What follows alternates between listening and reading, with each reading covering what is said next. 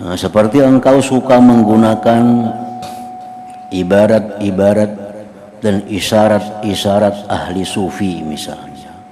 Ibarat-ibarat atau kalimat-kalimat yang diutarakan oleh orang-orang sufi itu biasanya sulit dimengerti oleh orang-orang yang bukan sufi. Yang hanya bisa mengerti ibarat-ibarat ungkapan-ungkapan orang sufi itu hanya orang-orang sufi. Karena bagi mereka itu ada Alhamdulillahirabbil alamin wa bihi nasta'in ala umurid dunya waddin.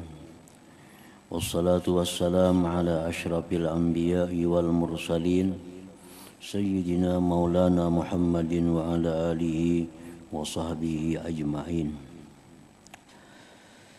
Perkara yang kedua, hendaklah engkau merasa takut bila menjadi seseorang yang suka memberi nasihat atau memperingatkan orang lain.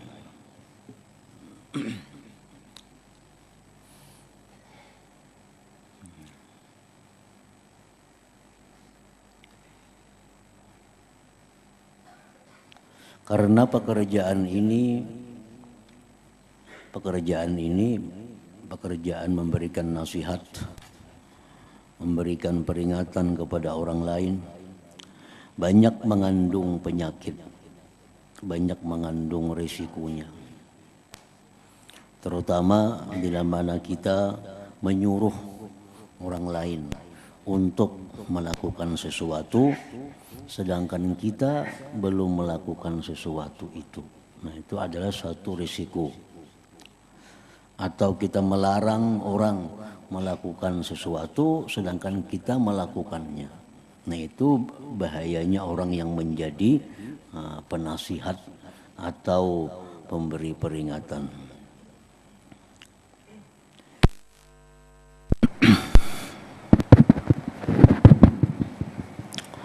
Kecuali bila engkau sudah dapat mengamalkan dengan apa yang engkau katakan, maka tidak mengapa engkau menasihati orang lain.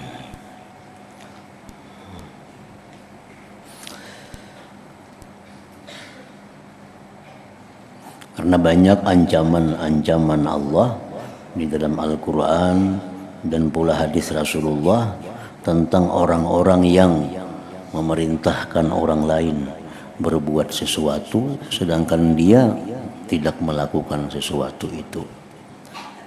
Kabura maqtan indallah an taqulu ma la taf'alun.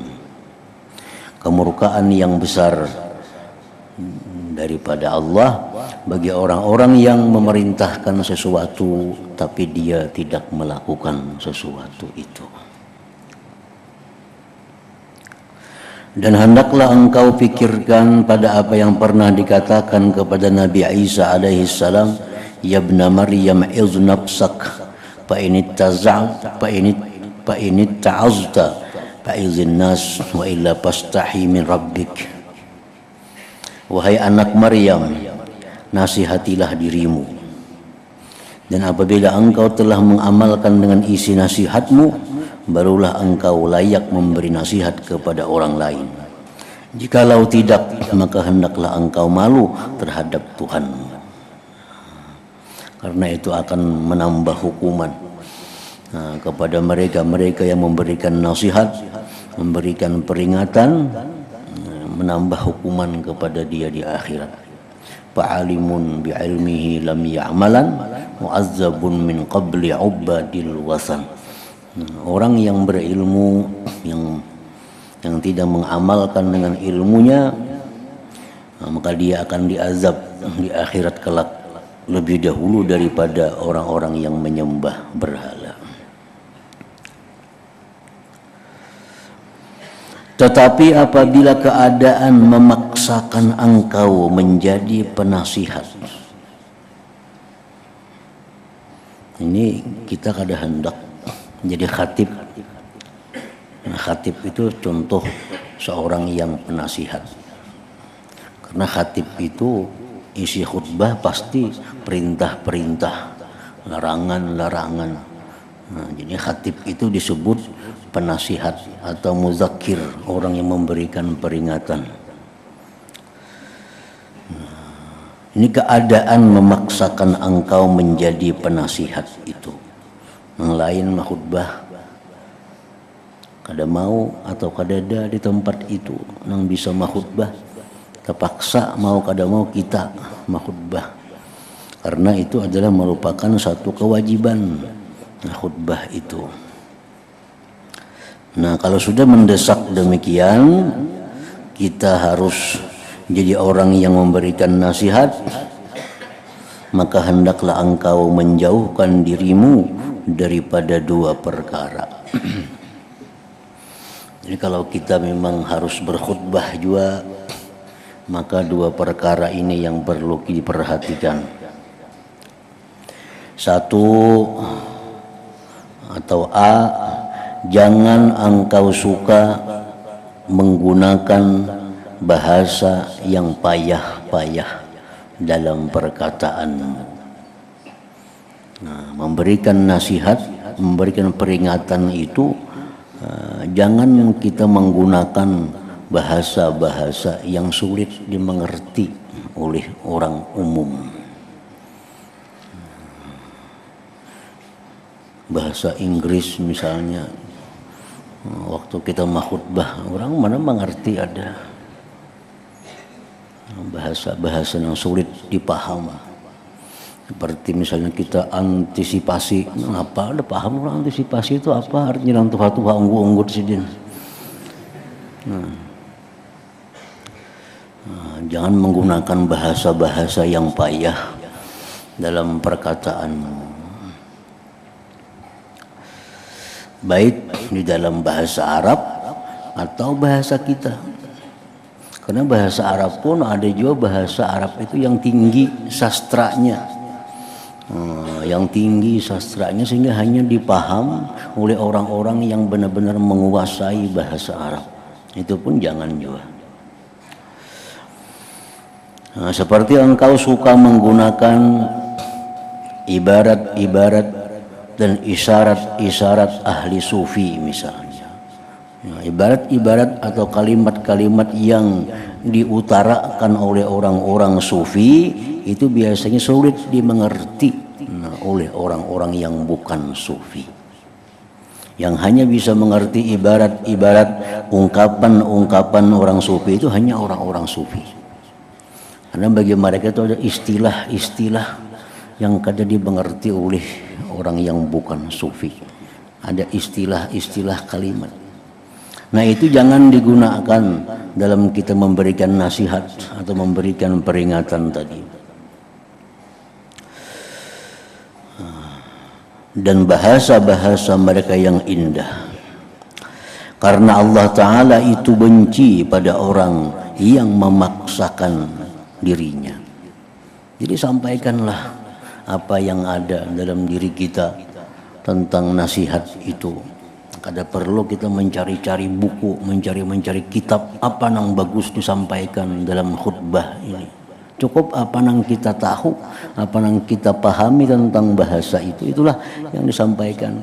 Tuhan kada suka kalau kita bersusah payah untuk mencari kalimat-kalimat, kata-kata yang bagus yang disampaikan dalam nasihat atau memberikan peringatan itu. Rasulullah bersabda, umirna an nukalliman nas ala qadri uqulihim. Kami disuruh, ujar Nabi, bahwa berbicara kepada manusia itu atas kadar akal mereka. Nah, kadar mereka. Lain umpamanya kita berkhutbah di tempat mahasiswa, nah ya kita pakai bahasa-bahasa mudirin, bahasa-bahasa akal mereka memang mengerti. Nah, kalau kita di kampung-kampung itu cukup dengan bahasa-bahasa yang mudah dipaham oleh mereka. Orang yang suka memaksa dirinya itu sana kamari mencari buku, mencari kitab, mengolah kalimat-kalimat yang bagus, itu selalunya ia melampaui batas. melampaui batas. Di mana hal ini menunjukkan atas rusaknya batin dan hati yang lupa. Orang-orang yang memaksakan diri untuk menyusun kata-kata, menyusun kalimat-kalimat supaya jadi indah, supaya jadi bagus, Tuhan kada suka demikian itu. Tuhan kada suka dengan demikian itu. Karena itu menunjukkan rusaknya, lupanya hati orang yang melakukan yang demikian itu. Nah, dan makna tazkir, memberi peringatan. Ya, kalau kita dalam memberikan nasihat atau memberikan peringatan, masalah-masalah apa yang perlu kita sampaikan kepada mereka. Nah, kita misal khatib nih, orang yang mahutbah. Kalau materi bahan khutbah itu apa yang mesti disampaikan kepada jamaah itu?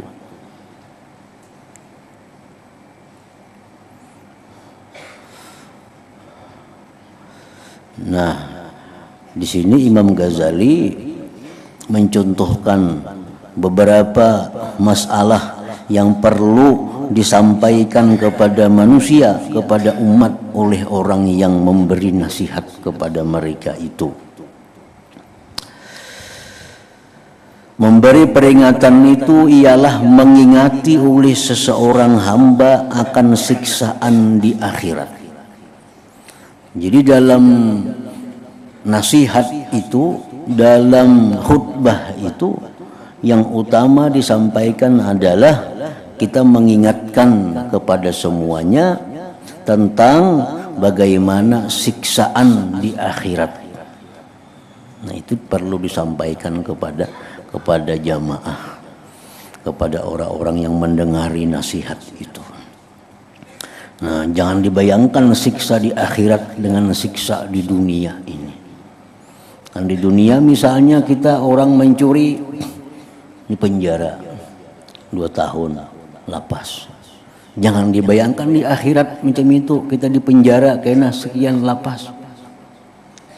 Di akhirat itu adalah apabila kita salah, kita dimasukkan dalam neraka, bukan penjara. Dimasukkan ke dalam neraka. Amun di sini penjara masih diberi makani, masih ada tempat guringnya. Amun di neraka itu kan ada makannya, selalu ada makanan yang menyakitkan, ada minuman-minuman yang panas yang menghancurkan isi perutnya. Nah, itu yang disampaikan bahannya kepada orang-orang yang mendengar nasihat atau khutbah itu. Bagaimana tentang siksaan di akhirat bagi orang-orang yang di dalam dunia ini kadang menghiraukan hukum Allah Subhanahu wa taala. Seperti jar Nabi dalam sebuah hadis beliau, narukum hadhihi allati tuqidun juz'un wahid min 70 juz'an min nari jahannam. Nah, ini contohnya bahwa ujar Nabi kita, api yang kalian nyalakan di dalam dunia ini. Kita sagan memasak api itu, jarang banyu. Nah, api itu hanya 1 bagian dari 70 bagian daripada neraka jahanam. Jadi masih 69 kali lipat lagi panasnya daripada api dunia ini. Nah, itu api akhirat. Jadi api akhirat tuh bukan sama dengan api kita biasa. Kepanasannya jadi ditambah lagi 69 kali daripada api yang ada. Itulah api akhirat.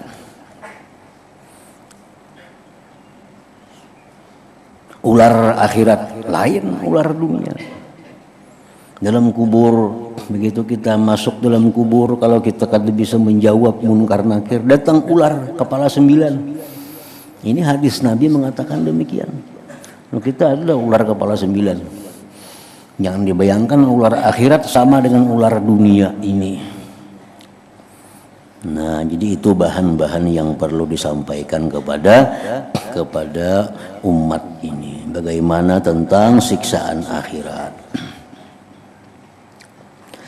Dan ia melihat pula pada taksir yang ada pada dirinya, pada perhambaannya terhadap Tuhannya. Jadi seorang pemberi nasihat itu juga mengajak kepada hadirin ini untuk memikirkan bagaimana kurangnya kita terhadap Allah, bagaimana taksirnya kita kepada Allah, banyaknya hukum-hukum Tuhan yang kita langgar. Nah, ini menyadarkan kepada umat. Itu khutbah itu mesti macam itu isinya, bahwa kita banyak lalai kepada Allah, kita banyak melanggar hukum Allah, kita kada bertata krama dengan Allah. Dan ia memikirkan pada umur yang telah dilaluinya, yang telah banyak terbuang tanpa sebarang faidah. Nah, jadi mengingatkan kembali kepada jamaah bahwa kita banyak umur nang sia-sia yang kada ada nilai di sisi Allah Subhanahu wa taala. Sehari 24 jam banyak nang terbuang umur kita dalam hal-hal yang kada menguntungkan kita. Jadi dicarikan jalannya kayak apa supaya kita ini bisa memperdapati umur yang terbuang-buang yang telah lalu itu. Apa caranya supaya kita bisa menutupi kekurangan-kekurangan kita di masa-masa yang lalu itu, sehingga bisa menutupi. Nah, Imam Ahmad ibnu Athaillah As-Sakandari mengatakan dalam kitab Tajul Arus, Jasidin man qaraba faraga umrih wa yuridu ayyatadaraka ma fatahu falyazkur bil azkar jami'ah fa innahu idza fa'ala dhalik sara al-umur kasir tawila. Jasidin, kalau kita di masa muda, di masa anum, banyak membuang-buang umur dalam perkara-perkara yang tidak ada manfaatnya. Nah, sekarang umur sudah tua, beribadah banyak kada sanggup lagi anum dulu, padahal kita beribadah berduduk sejam 2 jam masih kuat. Nah, sekarang sudah kada mampu lagi, setengah jam duduk sakitan udah semua. Nah, lagi anum dulu kita sembahyang mungkin semalaman 50 rakaat kawa. Sekarang jangan 50 rakaat, 4 rakaat juga bilang apa. Nah, ini ngarannya lagi anum banyak terbuang-buang umur, sudah tua kada kawa lagi. Nah, ini Imam Ahmad ibnu Athaillah memberikan jalan keluar kayak apa orang ini baiknya supaya bisa umur-umur yang dahulu itu tertutupi. Nah, Jarsidin hendaknya dia berzikir kepada Allah dengan zikir-zikir yang jami'ah, dengan zikir-zikir yang mencakup, dengan zikir-zikir yang meluasi segala macamnya. Jadi kita pilih zikir, kita pilih amalan, yang mana amalan itu banyak mengandung pahalanya, banyak mengandung faidahnya, sehingga bisa menutupi kekurangan kita di masa yang lalu itu. Di situ beliau dalam kitab itu memberikan contoh amalan yang bagus itu antara lain Jarsidin, subhanallah wa bihamdih, subhanallahil azim, adada khalqih wa ridha nafsih wa zinata arsyih wa midada kalimatih. Nah, ini diperbanyak dibaca bagi orang-orang yang banyak membuang umur sia-sia di masa muda, karena ini termasuk zikir yang jami'ah. Subhanallah wa bihamdih, subhanallahil azim, adada khalqihi wa ridha nafsihi wa zinata arsyihi wa midada kalimatih. Nah, jadi satu kali berzikir itu mau pahalanya lebih daripada kita berzikir subhanallah bihamdi seharianan semalamanan. Nah, kita berzikir misalnya subhanallah bihamdi berapa ribu sehari. Nah, dibanding pahalanya lawan kita berzikir nang subhanallah bihamdi subhanal azim adada khalqi wa ridha nafsihi wa zinata arsyihi hamidada kalimatih, tadi kalah pahalanya. Nah, banyak itu pahalanya. Nah, ini perlu dicari zikir-zikir nang banyak pahalanya. Ajar Imam Ahmad Ibnu Athaillah. Nah, kalau berselawat cari selawat nang banyak pahalanya. Dicontohkan seperti misalnya Allahumma shalli ala sayyidina Muhammad wa ala alihi wa sallim adada khalqika wa ridha nafsika wa zinata arsyika wa midada kalimatik. Sekali kita berselawat itu sama lawan seharianan kita berselawat biasa. Nah, jadi ini jalan keluarnya bagi orang-orang yang banyak habis umur di masa muda sia-sia.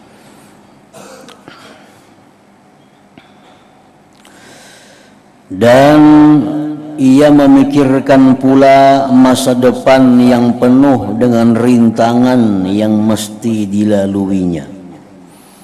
Jadi bahan yang disampaikan kepada jamaah itu oleh penasihat ini adalah bagaimana supaya mereka itu merenungi, memikirkan tentang masa depan yang makin sulit dilalui.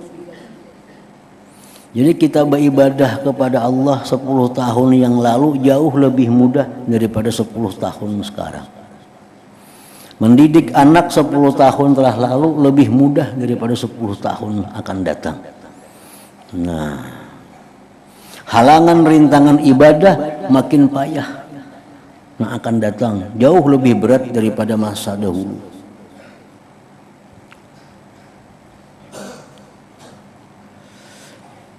Dan ia merasa takut dengan keselamatan iman yang ada dalam dirinya.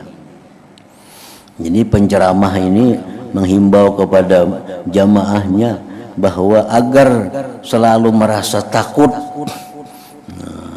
keselamatan iman ini. Jangan sampai merasa aman, imanku ini ada, imanku ini tetap. Jangan. Mesti waspada, mesti takut, khawatir bahwa kayak apa iman ini. Apakah hari ini aja kau beriman? Isuk belum tentu. Jar Nabi kayaknya di akhir zaman umatku ini ada yang pagi beriman, kemarian kafir. Nah,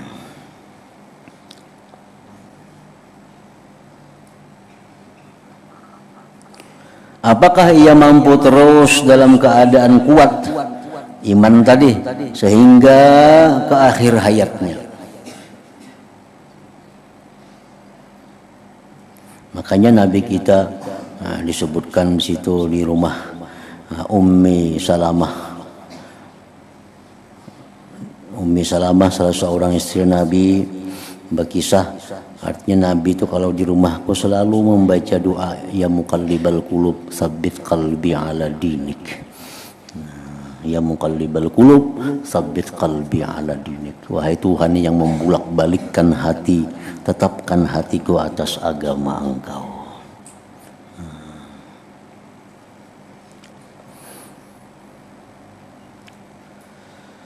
Jadi jangan kada khawatir. Orang nang kada khawatir imannya hilang, iman itu akan hilang. Itu banyak diucapkan oleh para aulia Allah dalam kitab-kitab mereka. Siapa-siapa yang merasa aman imannya pasti akan hilang kena. Tapi orang-orang yang merasa khawatir imannya hilang, imannya kada akan hilang di akhir hayatnya. Kita nih khawatir kayak apakah iman ini kena dihendak mati. Masih adakah iman ini? Takutan aja. Nah ini bakal selamat nih. Bakal selamat. Ini bila orang merasa aman, merasa tenang, iman kuat saja kada bakal hilang, pacang hilang kena di akhir hayatnya. Itu yang perlu diajak jamaah untuk memikirkan itu. Dan ia juga sangat khawatir dengan keadaan yang akan dilaluinya di saat kematian nanti. Dan betapa pula ia menghadapi malakul maut yang akan mencabut nyawanya. Itu perlu juga dipikirkan kayaknya pertemuan malaikat maut ini kayak apakah? Apakah malaikat maut ini ramah lawan seorang atau kasar? Atau malaikat maut ini menampakkan wajah nang bagus atau wajah nang seram?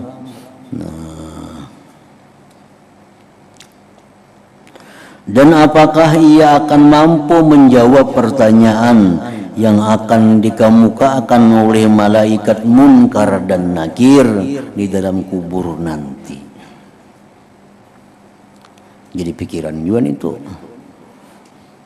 karena kita kada tahu munkar nakir kayak ada tahu kayak apa orangnya, pertanyaannya lembut kah atau kasar kah atau sambil membentak kah, nah kada tahu kita. Yang jelas dalam sebuah hadis disebutkan bahwa Allah kadang mengumpulkan dua keamanan kepada seorang hamba, dan Allah kadang mengumpulkan dua ketakutan. Nah ini pada diri seorang hamba. Kadang mau kumpul dua aman.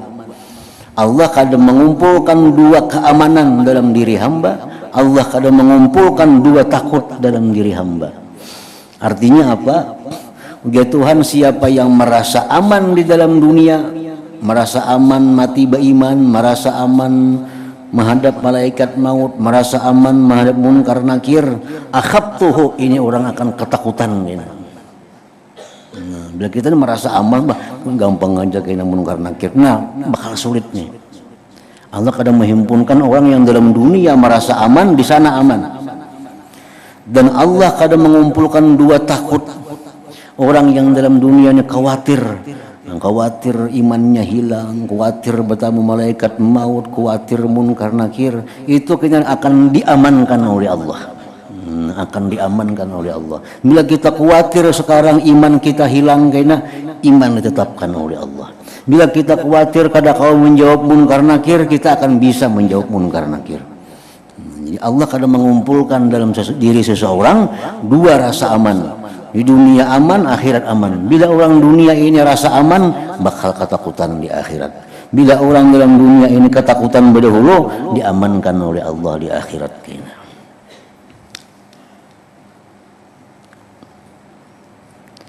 Nah, malaikat munkar dan nakir dalam kubur nanti, begitu pula ia akan merasa sedih dengan keadaan yang belum menentu lagi di akhirat nanti. Di akhirat ini kita kada tahu lagi sudah kayak apa, makinnya kada tahu.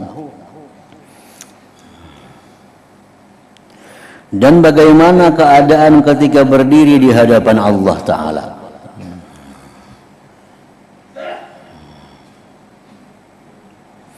Dan apakah ia akan selamat ketika ia akan menyeberangi titian Shiratal Mustaqim, ataukah ia akan jatuh ke dalam api neraka.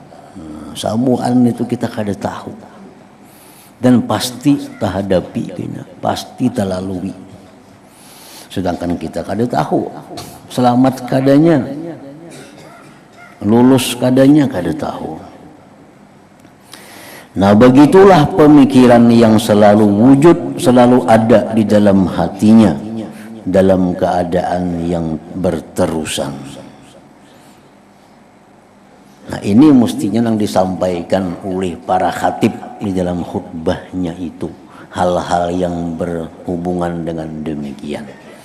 Ini yang perlu disampaikan oleh para khatib, para penasihat itu. Imam Ghazali dalam kitab ini mengajari kita contoh kalau kita jadi penceramah, penasihat, khatib, apa yang mesti disampaikan. Karena hukum ini luas, agama luas. Nah, yang utama disampaikan kepada mereka tentang hal-hal yang macam tadi dulu. maka pemikiran ini akan menggelisahkannya dan mengguncang jiwanya. Maka kegelisahannya memikirkan keadaan yang seperti ini, dan pukulannya yang datang bertubi-tubi dinamakan tazkir, peringatan. Ini tugasnya orang-orang yang menjadi muzakir, orang-orang yang tugasnya memberikan peringatan, tugasnya para khatib-khatib. Nah ini bahan-bahan yang perlu disampaikan kepada umat supaya mereka itu bisa memikirkan yang demikian dan memberitahu hal yang seperti ini pada orang ramai dan menunjukkan mereka untuk memikirkannya dan menarik perhatian mereka ke atas ketaksiran dan kelemahan mereka dan menyadarkan mereka terhadap keaiban yang ada pada diri mereka. Maka kepanasan aliran pemikiran itu dapat menyentuh hati mereka dan mengguncangkan kelalaian mereka. Lalu mereka menyesali diri dan berusaha menyempurnakan segala ketaksiran pada umur yang telah mereka lalui. Itu salah satu rahasia Allah, rahmat Allah, bahwa amal kita ini yang dipandang oleh Allah itu di akhirnya. Al-a'mal bil khawatim, jar Nabi kita. Amal ibadah kita ini dinilai oleh Allah di akhir hayat kita. Nah, sehingga dengan demikian semuaan orang masih ada harapan, masih ada harapan. Walaupun sepanjang umur orang ini berbuat maksiat, tapi di akhir hayat dia tubat, hilang semuaan maksiat itu. Sepanjang umur dia taat kepada Allah, tapi di akhir hayat dia durhaka, hilang ketaatannya itu. Al-a'mal bil khawatim. Coba jakanya berhitung bujur-bujur mulai awal sampai akhir. Nah, manusia pasti akan kalah kalau dihitung mulainya usia balik sampainya mati. Tapi yang dipandang oleh Allah khawatimnya, akhirnya. Kalau orang ini akhirnya bagus, husnul khatimah, selamat dah. Dulunya berjudi, dulunya penjina, pemabuk, segala macam. Begitu hendak mati beberapa saat tobat kepada Allah, minta ampun, menyesal, mati, nah selamat.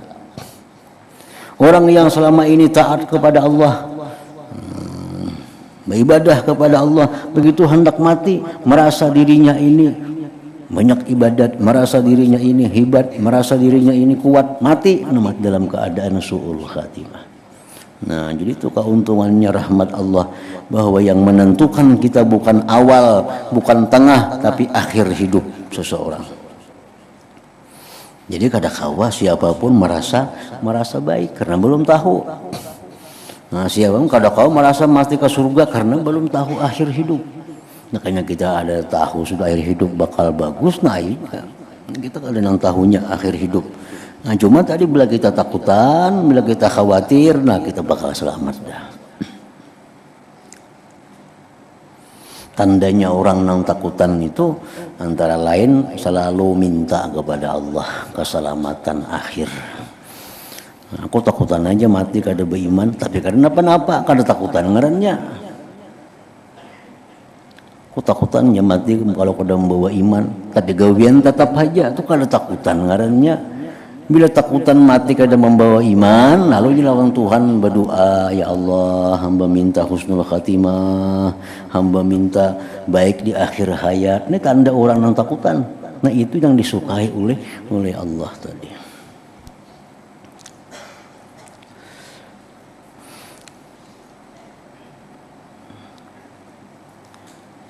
Sekedar kemampuan yang ada pada mereka, dan mereka merasa kesal terhadap hari-hari yang telah berlalu yang tidak dapat diisi dengan ketaatan kepada Allah Subhanahu wa ta'ala.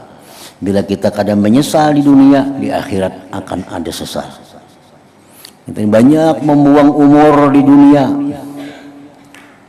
banyak membuang umur Kada disesali, mati kita di akhirat kena penyesalannya, sakit. Tapi kalau kita dalam dunia sudah menyesali, di akhirat kita kada menyesali lagi.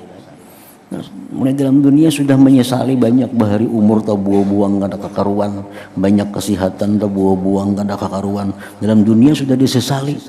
Nah di akhirat kada menyesal lagi,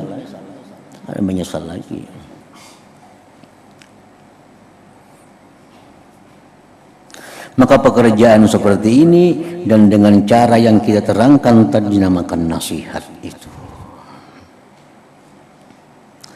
Jadi kada perlu menyampaikan nasihat itu kalimat-kalimat yang disusun rapi, kada perlu.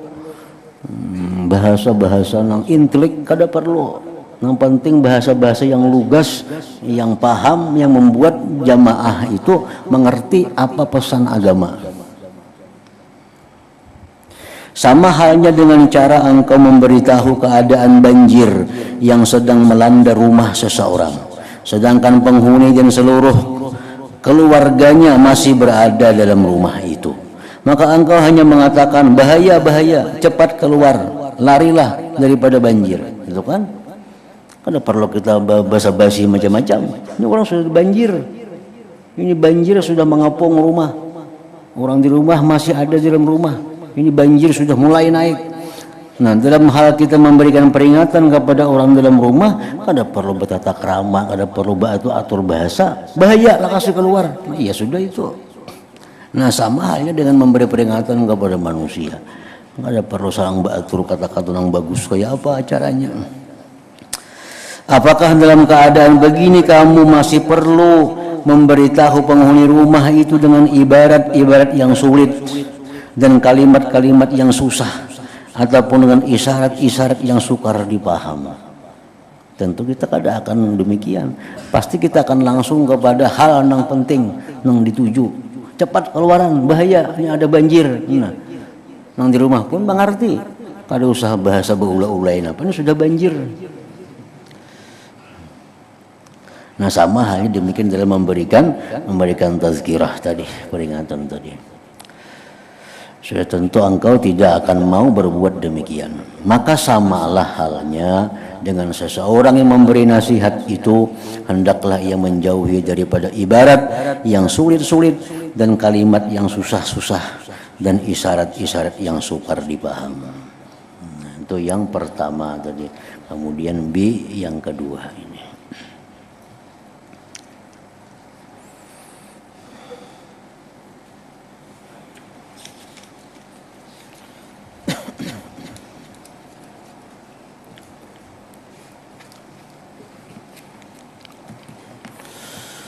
أفضل الذكر فاعلم أنه لا إله إلا الله محمد رسول الله لا إله إلا الله محمد رسول الله لا إله إلا الله محمد رسول الله لا إله إلا الله لا إله إلا الله